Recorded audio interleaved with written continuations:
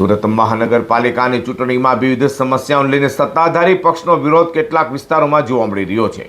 તો સુરતના ઓળખ ડાયમંડ ઉદ્યોગના રત્ન કલાકારો દ્વારા પણ વ્યવસાય વેરો નાબૂદ અને સહાય યોજનાની જે ગેરંટી આપશે તેને જ વોટ આપવાની વાત કરતા ફરી રાજકીય ગરમાટો જોવા મળ્યો છે. સુરત મહાનગરપાલિકાની ચૂંટણીની પ્રચાર પૂરજોશમાં ચાલી રહ્યો છે, ત્યાં સુરત વિવિધ સોસાયટીઓ અને વિસ્તારોમાં સત્તાધારી પક્ષનો કેટલાક લોકો દ્વારા પ્રાથમિક સુવિધાઓને લઈને વિરોધ કરાઈ રહ્યો છે. ત્યાં સુરતના ઓળખિયામાં ડાયમંડ ઉદ્યોગના રત્ન કલાકારો દ્વારા પણ વિરોધ શરૂ કરાયો છે.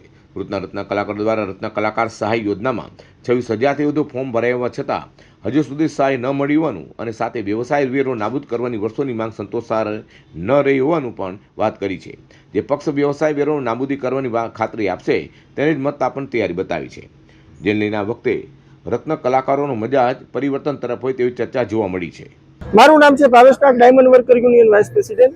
હાલની અંદર સ્થાનિક સ્વરાજની ચૂંટણી ચાલી રહી છે.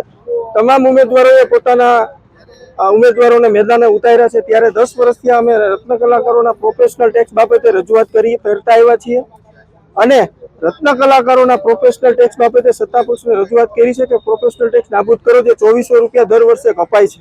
વર્ષે મહિને 200 રૂપિયા ને વર્ષે 2400 રૂપિયા કપાય છે. સુરત મહાનગરપાલિકાને અમારા રત્ન કલાકારો 80 થી 100 કરોડ રૂપિયા પ્રોફેશનલ ટેક્સ ચૂકવે છે. બીઆરટીએસ બસ દર વર્ષે 100 કરોડનું નુકસાન કરે છે. તો જે રત્ન કલાકારો જે નુકસાન કરે છે એ રત્ન કલાકારોમાંથી તમે ઉઘરાવાની મજા આ જે સ્કીમ બેહાડી છે ખૂબ જ નિંદનીય છે. 3 વર્ષ ત્યાં મંદી છે, 80 રત્ન કલાકારોએ આત્મહત્યા કરી છે. કોઈ પરિવારને આર્થિક સહાય મળી નથી. મંદી છે, સરકારે યોજના જાહેર કરી હતી, 50,000 ફોર્મ મંજૂર કર્યા. અમે સરકારનો આભાર માનીએ છીએ. સાથે 26,000 ફોર્મ રિજેક્ટ કર્યા છે. એ પરિવારનું શું? એટલે આ વખતે રત્ન કલાકારો એ જ પાર્ટીને વોટ આપશે જે પાર્ટી વ્યવસાય વેરો નાબૂદ કરશે. અને આ વખતે રત્ન કલાકારોની સાથે વાત કરતા એવું જણાય છે પરિવર્તનના મૂડમાં છે.